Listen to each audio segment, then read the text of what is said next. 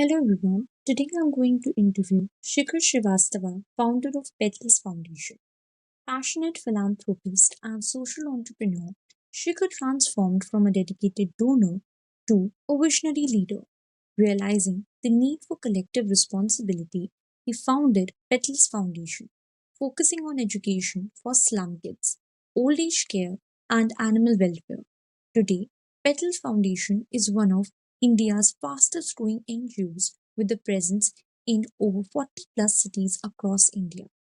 Please watch the whole interview to know more insights. What was the turning point that made you commit to social work? I guess 2022 में जब मैं NEET की coaching कर रहा था उस time पे Hmm. तो मैं पहले से बहुत अच्छा डोनर था एक फंड रेजिंग प्लेटफॉर्म है कैटो उसमें मैं बहुत अच्छा डोनर था तो जब मैं ऐसे नीट की कोचिंग के लिए जा रहा था तो मुझे जब आसपास जो अपनी नेग्लेक्टेड सोसाइटी दिखती थी लाइक एनिमल वेलफेयर में या फिर ओल्ड एज में तो मुझे रियलाइज हुआ कि कहीं ना कहीं कैटो में बहुत लोग हैं डोनेट करने वाले वहाँ पे जो टिकट्स रेज होते हैं उस लाइक 5 लाख 50 लाख 1 करोड़ उसमें से मैं कुछ थाउजेंड्स ऑफ रुपीज मेरे मुझे लग रहा था कुछ मैटर कर रहा है लेकिन इनके लिए अगर मैं इन्वेस्ट करूंगा तो आई गेस बहुत ज्यादा इनके लिए मैटर करते हैं तो उस टाइम पे मुझे रियलाइज हो गया था आई गेस कि हाँ मुझे कुछ करना है प्लस मैं उस रूट से भी निकल कर आ रहा था कि मेरी फैमिली में भी सोशल कॉज हो रहा था तो मेरे लिए इजी भी था ओके सो लाइक कोई पर्सनल एक्सपीरियंस था आपका जिसने लाइक पेटल फाउंडेशन को इंस्पायर किया हो? हाँ पर्सनल एक्सपीरियंस डेफिनेटली था एक्चुअली मैं कुछ चीजों से जुड़ा हुआ था तीन तीन चीजों में मैं कुछ रीजन है कि काम करता हूँ like old age animal welfare या फिर स्लम्स एजुकेशन में उसका रीजन यही है कि मैं अपनी नानी के बहुत क्लोज था और अनफॉर्चुनेटली वो अभी नहीं है तो जब मैं किसी ओल्ड एज की हेल्प करता हूँ तो मुझे लगता है कि कहीं ना कहीं मैंने अपनी नानी की हेल्प करी एनिमल वेलफेयर में भी वैसे ही है कि मैं रॉटविलर को ओन करता था एक टाइम पे उसकी डेथ हो गई थी जबकि इतनी केयर करने के बाद और उसको अच्छा बेस्ट इन्वायरमेंट देने के बाद तो सोचने की बात यही कि स्टे एनिमल में उनको कोई केयर वगैरह नहीं मिलती है तो कैसे होंगे तो मे बी इस तरह करके मल्टीपल रीजन है okay so what was the biggest challenge? I guess donation और डिमोटिवेशन ये दो सबसे बड़े चैनल है मतलब चैलेंज थे ना कि सिर्फ मेरे लिए पूरी टीम के लिए क्योंकि डोनेशन आ नहीं रही थी तब पूरे के पूरे पेडल्स फाउंडेशन स्टार्ट से आई गेस पूरे 1 साल तक सिर्फ मेरे बैंक बैलेंस पे चला था स्टार्ट से और एक पॉइंट आया कि जब ऑब्वियसली वो कहीं ना कहीं ड्रेन होना ही होना था क्योंकि जैसे ऐसे ऑपरेशन बढ़ाते गए ड्रेन होता गया जब मेरा बैंक बैलेंस तो बहुत डिमोटिवेटिंग था क्योंकि ऑब्वियसली मैं दूसरों से भी एक्सपेक्ट नहीं कर सकता हूँ कि मेरे जैसे वो भी डोनेट करें या फिर सेम एफर्ट डाले जो मैं डाल रहा हूँ कहीं ना कहीं सोशल मीडिया से मुझे काफी हेल्प मिली क्योंकि मेरे जैसे लाइक माइंडेड पीपल इसमें मिले तब जाके ऑर्गेनाइजेशन बिल्ड हो पाई I guess okay so like Petals Foundation के साथ like what do you do? क्या करते थे आप? पेडल फाउंडेशन स्टार्टिंग में मैंने सिर्फ एनिमल वेलफेयर के लिए स्टार्ट किया था एक्चुअली और फिर धीरे धीरे करके डिफरेंट डिफरेंट फील्ड पकड़े हम लोगों ने जैसे जैसे लोग जुड़ते गए और डिफरेंट डिफरेंट एक्सपर्टीज के लोग आते गए और डिफरेंट डिफरेंट फील्ड में स्टार्ट में जब मैंने स्टार्ट किया तो हर चीज मैं ही हैंडल कर लेता था वीडियोस भी मैं जाके ड्राइव पर रिकॉर्ड कर लेता था पोस्ट भी मैं ही कर देता था तो इस तरह चलती थी धीरे-धीरे। जबकि मेरा शेड्यूल बिजी रहता था मैं मेडिकल स्टूडेंट था एमबीबीएस कर रहा था मेरा दिन कॉलेज में जाता था फिर हॉस्पिटल में जाता था फिर भी मैनेज करता था मैं okay so how did you scale in 40 plus cities?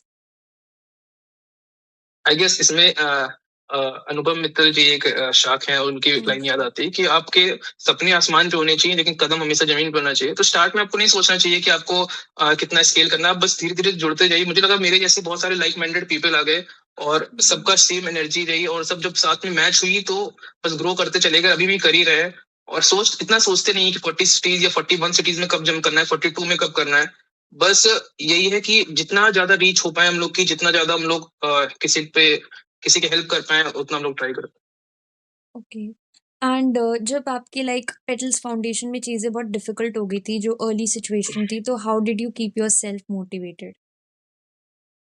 क्योंकि कहीं ना कहीं जो इम्पैक्टेड लोग थे उनको देख के मल्टीपल एग्जांपल्स हैं ऐसे जो जिनका मैं डायरेक्टली जानता हूँ जो इम्पैक्ट हुए हम लोग के थ्रू एक माया आंटी थी दिल्ली में जब हम लोग की दिल्ली की टीम जाती थी ड्राइव पे तो एक ओल्ड शेल्टर थी वहां पे माया आंटी मिली थी वो बहुत डिमोटिवेटिंग रहती थी क्योंकि उन्होंने बहुत ज्यादा डोमेस्टिक वायलेंस देख रहा था बहू और सास बहू वाली जो भी स्टफ थी उनकी तो वो डिमोटिवेटेड रहती लेकिन उनका एक हफ्ते बाद बर्थडे आ रहा था मैं पता चला था तो हम लोग ने जब उनका बर्थडे वगैरह सेलिब्रेट करा और काफी ऐसा पूरा एनर्जेटिक और पूरा पॉजिटिव माहौल हो गया फिर हम लोग ने डिसाइड करा कि हर वीक वहाँ पे मल्टीपल ड्राइव्स करेंगे ही करेंगे ओल्ड एज में तो जब डायरेक्टली आप वॉलंटियर डायरेक्टली जो आप इम्पैक्ट हो रहे हैं डायरेक्टली अगर आप उनको जानते हो तो मेरे हिसाब से वो मोटिवेटिंग होता है काफी। फिर आपके पास रीजन नहीं होता रुकने का, बस कीप गोइंग, आप करते रहते हो। हुँ। क्या आप एक स्टोरी शेयर कर सकते हो जिसने आपको ट्रूली मूव कर दिया हो? पेटल्स फाउंडेशन में ही काम करते-करते? जैसे मैंने बताया, एक नहीं, यहाँ पे बहुत मल्टीपल स्टोरीज है, मैं कितनी कवर करूँ, लेकिन हाँ, मैं आपको सबसे रिसेंटली करता हूँ। मुझे कल रात में कॉल आता है 3:30 बजे।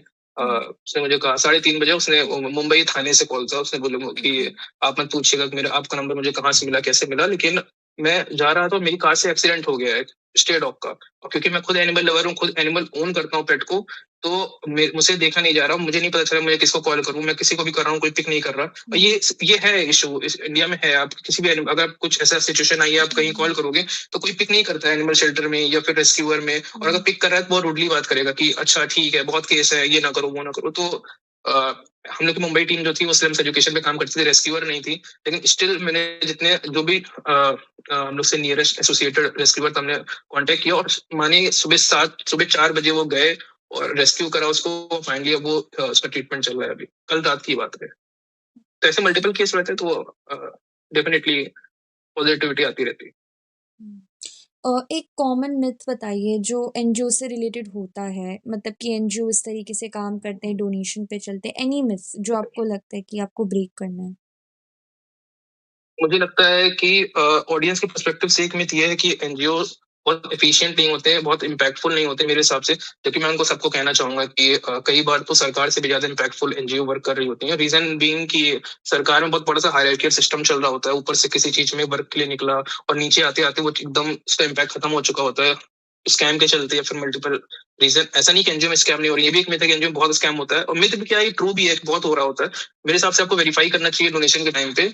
लेकिन कहीं ना कहीं स्कैम के चलते जो एक्चुअली जेन्युइन एनजीओ है उनको हेल्प मिलने से कई बार रह जाती हैं। तो आई गेस ये मिथ ही है कि लोगों को लगता है इम्पैक्टफुल नहीं होता है।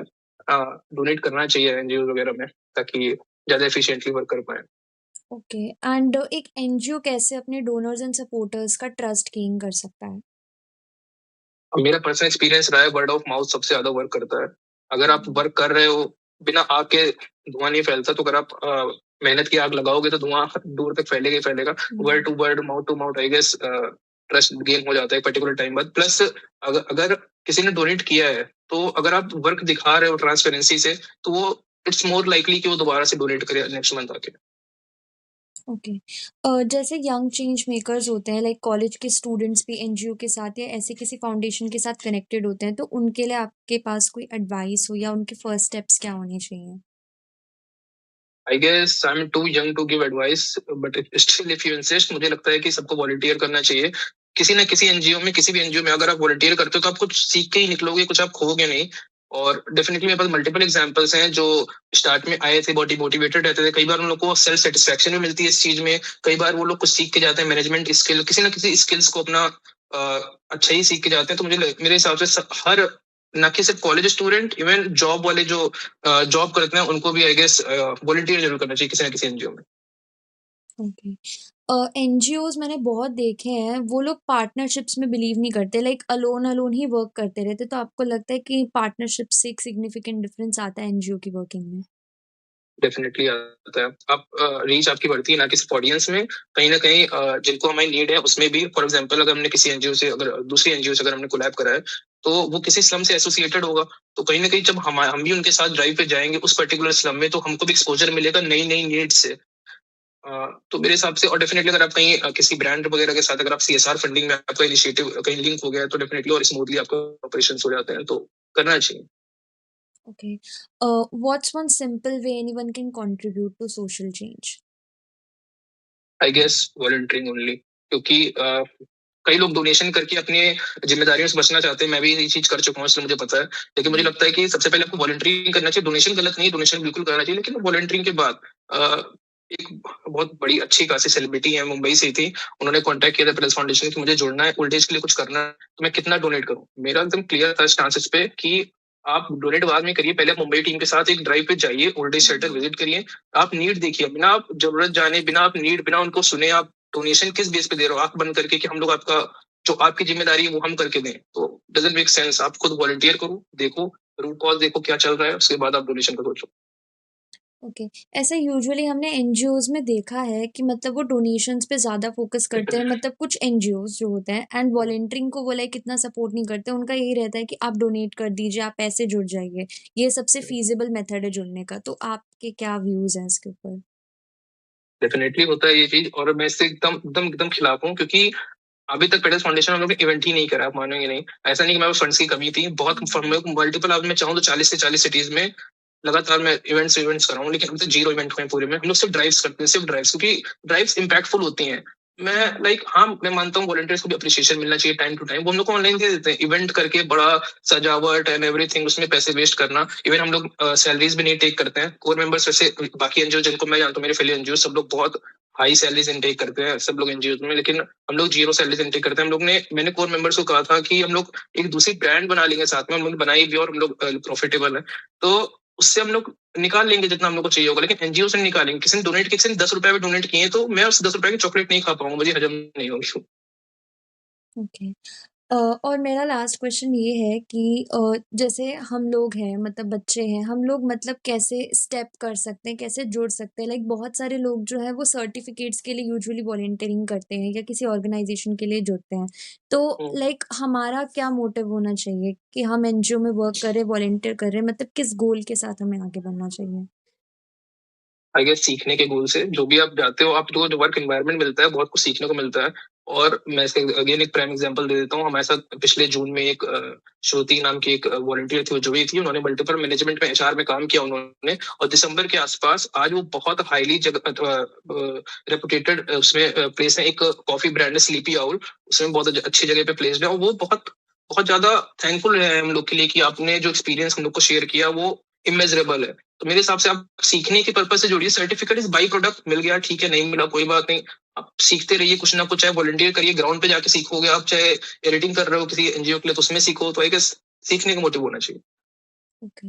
एंड सर, जैसे एनजीओ के साथ हम जुड़ते हैं तो हमें क्या-क्या लाइक हमारे बेनिफिट्स होते हैं किसी एनजीओ के साथ वॉलंटियर करने में? आई गेस बेनिफिट्स के बारे में तो वैसे सोचना नहीं चाहिए, लेकिन फिर भी अगर आप बेनिफिट्स के बारे में सोच रहे हो तो आई गेस आपका सीवी इम्प्रूव होता है। और अगर ऐसे उस पर्सपेक्टिव से अगर आप देख रहे हो तो सीवी इम्प्रूव होगा। आपको एक अच्छे कॉज के साथ जुड़ोगे, आप हमेशा पॉजिटिव रहोगे अपने कि हाँ आप ऐसा कुछ कर रहे हो। तो हाँ, ऐसे डिफरेंट डिफरेंट रहते हैं अपने अपने सबके अपने अपने उसमें प्रोज एंड कॉन्स हैं। एंड सर, आपका गोल क्या है इस साल का? लाइक 2025 में पेटल्स फाउंडेशन आगे क्या करना चाहती है? गोल्स पे काम चल रहा है बहुत तेजी से, और अभी मेजर काम इसी पे चल रहा है कि हम लोग मैक्सिमम से मैक्सिमम कनेक्शन बिल्ड कर रहे हैं। अभी हम लोग 11 शेल्टर्स के साथ काम कर ही रहे हैं, लेकिन अभी हम लोग मेरा प्लान है कि इंडिया में मैक्सिमम से मैक्सिमम शेल्टर पे अगर हम लोग एसोसिएट हो जाएंगे तो इससे ये होगा कि एक कॉमन वन स्टॉप सोल्यूशन होगा एज एन ऑडियंस के पास, कि कोई भी एनिमल अगर इंजर्ड आपको दिख रहा है कहीं पे सड़क पे, या फिर कोई ओल्ड एज अगर आपको नीडी दिख रहा है, तो आप सीधा पेटल्स के हेल्पलाइन पे कॉल करके आप बता सकते हो कि ऐसा ऐसा है। तो जो भी पेटल से एसोसिएटेड जो भी नियरेस्ट वहां पे रेस्क्यूअर होगा वो उसको रेस्क्यू कर लेगा। ये होना बहुत नीडी है। अगर मैं नहीं करूंगा तो कोई और करे, मैं चाहता हूँ, क्योंकि सच है अगर आप कभी एक इंजर्ड एनिमल देखो, आप कॉल करके देखना, कोई कॉल नहीं उठाएगा आपका। क्योंकि इस फील्ड में आई डोंट नो क्यों हो रहा है ऐसा। मे बी उन लोगों के पास वर्कलोड बहुत होता होगा, या तो आपको रोडली कोई कॉल काट देगा या कोई उठाएगा नहीं। तो इस चीज को मैं सॉल्व करना चाहता हूँ, मैं कर रहा हूँ, मैंने भी करा है। और अभी 11 शेल्टर तो हम लोग से जो प्रॉपर एसोसिएट हो गए हैं वो है, लेकिन बाकी 41 शेल्टर्स में भी बात चल रही है। तो इस तरह करके मैं जितना इस पूरे साल में चाहता हूँ कि इतना ज्यादा नेटवर्क फैला दूं इस पूरे चीज का, कि बहुत ईजी हो जाए और कोई एनिमल बिना केयर के मरे ना, या फिर कोई ओल्ड एज में। ओके सर, सो लाइक अब हमारा इंटरव्यू बिल्कुल लाइक खत्म हो गया, तो एक मोटिवेशन की लाइन आपसे चाहिए। मोटिवेशन की line, I guess Mahatma Gandhi ji का एक कोट है कि be the change you want to see in the world. बहुत बेसिक कोट है, और आई गेस कोट कोई बहुत ज्यादा वो नहीं होता है, लेकिन आपको समझना चाहिए कि आप उससे क्या सीख रहे हो। और मुझे लगता है आजकल इस कोट से आप ये सीख सकते हो कि सबसे पहले अगर आपको सोसाइटी में कोई चेंज लाना है, आप खुद के ऊपर चेंज लाओ। बहुत हिपोक्रेट सोसाइटी हो गई है, खुद नॉनवेज खा रहे हैं, बात एनिमल लव की करते हैं। तो आई गेस पहले आप अपने ऊपर काम करो। जब आप खुद हो जाओ कि हाँ अपने आप को मैं इम्प्रूव कर चुका हूँ, तब आप सोसाइटी के थ्रू करो। क्योंकि सबसे पहले अगर आप खुद को इम्प्रूव करोगे तो कहीं किसी दूसरे को आपको नहीं करना पड़ेगा फिर।